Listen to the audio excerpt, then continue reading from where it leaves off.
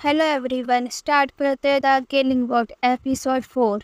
Episode की starting में मोंजुन और जूहून एक क्राइम सीन पर पहुंचते हैं और वहां पर एक बहुत बुरी हालत में लड़की मरी हुई पड़ी थी। और वो लड़की और कोई बल्कि सोचो की 8 साल की डॉटर थी। और सोचुन अपनी बेटी की लाश देख खूब रो रहा था। अब सीन प्रेजेंट टाइम में आ जाता है। ये वही सीन होता है जहाँ डॉग मार्स ने मोंजुन का पर्दाफाश कर दिया था और उसके सामने सैकड़ों रिपोर्टर खड़े थे और वो सवाल पे सवाल पूछे जा रहे थे कि आपने ऐसा क्यों किया, किसके कहने पर किया। तब मोचन कहता है कि मैंने अपनी इंजरी को लेकर पूरे देश से झूठ बोला, इसके लिए मैं माफ़ी मांगता हूँ। पर मैं क्या कर सकता था, डॉग मास को पकड़ने के लिए मुझे ये करना ही पड़ा क्योंकि लोगों की सिंपैथी पुलिस से हटकर डॉग मास के साथ हो गई थी। तभी रिपोर्टर रूही मोचन से पूछती है कि आपको नहीं लगता कि आपने पुलिस इन्वेस्टिगेशन में बाधा क्रिएट की है। ये सुनकर मोचन चुप हो जाता है और तभी जूहून उसे भगा ले जाती है।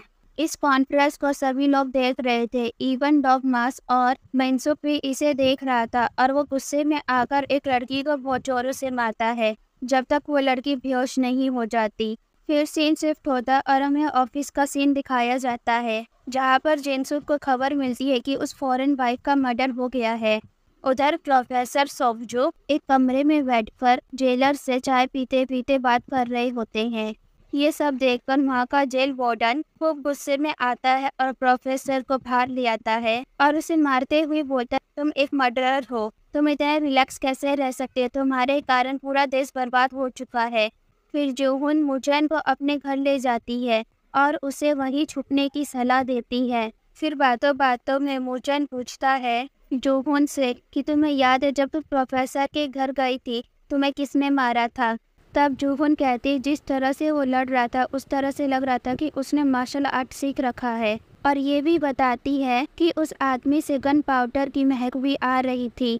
मुचन जूहून की बातें सुनकर ये शक करने लगता है कि जूहून डॉग मास को एक अच्छा इंसान मानने लगी है जो कि देश में जस्टिस ला रहा है। तब मुचन जूमिन को समझाता है कि तुम एक रिपोर्टर बनना चाहती हो ना, तो तुम कभी एक गलत इंसान का साथ नहीं दे सकती। फिर उन दोनों में बहस हो जाती है और वो उठ के वहाँ से चली जाती है। फिर मुचन और जूहून बात करते हैं। वही जूहून बताती है जो उसके कान के पीछे चोट लगी है वो आज से 20 साल पहले लगी थी, जो कि एक कार एक्सीडेंट की वजह से हुआ था जिसमें इसके दोनों पेरेंट्स की डेथ हुई हो गई थी। इसलिए मेरी बहन मेरी बहुत चिंता करती है क्योंकि हमारा एक दूसरे के सिवाय कोई नहीं है। तब जूहून मुचन से पूछती कि तुम बताओ कि प्रोफेसर ने तुम्हारे बारे में ऐसा क्यों बोला। तब मुचन जवाब देता है, सोचो कि बेटी का मर्डर बूटे, उस पर काफ़ी सारे केस चल रहे हैं जैसे मर्डरिंग, किडनैपिंग और असॉल्ट, लेकिन हर बार उसे स्टील का चेयरमैन बचा लेता है और उसकी नई वाइफ एक असेंबली मैन है और ये महिला और कोई बल्कि मिंसू की मॉम होती है, जबकि बूटे की मॉम एक हाउसकीपर है और उसका फादर एक ड्राइवर है मिंसू के घर पर। मैं तो बस बूटे को सज़ा दिलवाना चाहता था, इसलिए मैंने कुछ एविडेंस इकट्ठे किए थे और साथ में क्रिएट भी किए थे और ये सारा सच जज के सामने आ गया था, जिस वजह से बूटे को छोड़ दिया जाता है और उसके बाद प्रोफेसर ने बूटे को मार दिया था और इसी कारण प्रोफेसर मुझसे नाराज़ है क्योंकि मैं उनकी बेटी को जस्टिस नहीं दिला पाया। अब मुझे टॉपिक बदलते हुए कहता है, अब हमें उन स्टूडेंट पर ध्यान देना चाहिए जिन्होंने डॉग मास को वो वीडियो दी थी। तभी मुचन को भी उस फोनर वाइफ की मर्डर की न्यूज़ मिल जाती है। दूसरी तरफ मिंसू की मॉम उस लड़की को जिसको मिंसू ने खूब मारा था उसे एक एक्सपेंसिव वॉच देकर उसका मुंह बंद करवा देती है। नेक्स्ट सीन में जूमिन के स्कूल में कुछ बच्चे दूसरे बच्चों को बुली कर रहे होते हैं। तब जूमिन वहां आकर उन बच्चों को बचा लेती है और जैसे ही वो उन बच्चों को ले जाने लगती है उन बुली में से एक बच्चा जूमिन को चेयर मारने वाला होता है। तभी जीहुन बीच में आकर उसे बचा लेता है। तभी जीहुन को मिंसू की कॉल आती है और उसमें उसे पता चलता है उसकी बहन को इंजरी हुई है। ये सुनकर वो हॉस्पिटल के लिए निकल जाती है। वहीं मिंसू उस फोनर वाइफ का अंतिम संस्कार देख रहे होते हैं और उस वीडियो में उन्हें वो टैक्सी ड्राइवर भी दिखता है जिन्हें देखकर वो शॉक्ड हो जाते हैं। मिंसू जीहुन को जूमिन की हेल्थ के बारे में बताता है और जीहुन की ग्रैंड मदर से मिलवाता है जो वहाँ की डॉक्टर होती है। तब जीहुन उसकी ग्रैंड मदर से माफ़ी मांगती है और जब वो सब लोग वहाँ से चले जाते हैं तभी जीहुन की ग्रैंड मदर जूमिन को उससे अलग रहने के लिए बोलती है ताकि वो फ्यूचर में ऐसी मुसीबतों में ना पड़े। वहीं मिनसो जूहिन से रिक्वेस्ट करता है कि वो स्कूल में आकर कैरियर पर एक लेक्चर दे और वो उसे एक्सेप्ट भी कर लेती है।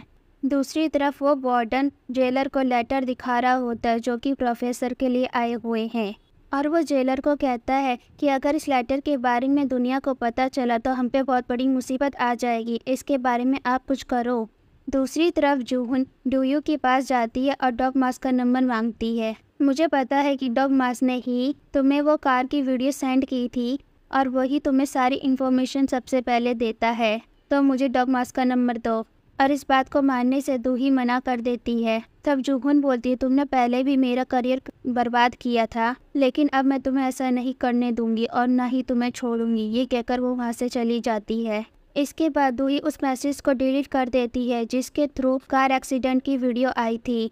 दूसरी तरफ वो वार्डन मूचेन को जाकर वो सारे लेटर दे देता है जो प्रोफेसर के नाम पर आए थे, पर वो बदले में पैसे मांगता है। फिर मूचेन उसे ही गिरफ्तार कर लेता है और कहता है कि तुम्हें प्राइवेसी तोड़ने के जुर्म में गिरफ्तार किया जाता है और वो खुद ही सारे लेटर रख लेता है और वो जाके वो सारे लेटर जूहन को दे देता है और उससे कहता है ये सारे लेटर्स को एनालिस करो।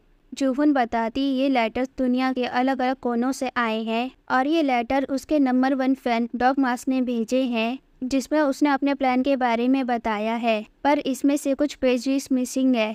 तो इसका मतलब प्रोफेसर हमें कुछ बताना चाहता है, तो तुम कल प्रोफेसर से मिलने जाना। और अगले दिन जब वो प्रोफेसर से मिलती है तो इस कन्वर्सेशन को मूचेन भी सुन रहा होता है सीसीटीवी के थ्रू, और वो वहाँ जाके बोलती ये लेटर्स तुम्हारे नंबर 1 फैन ने भेजे हैं और इनमें से कुछ पेजेस मिसिंग है, वो तुम्हारे पास है ना?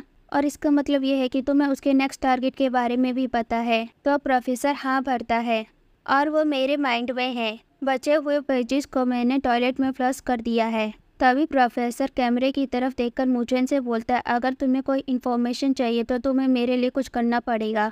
तब प्रोफेसर बोलता है कि तुम दोनों को मुझे यहाँ से बाहर निकालना होगा। ये सुनकर वो दोनों शॉक्ड हो जाते हैं।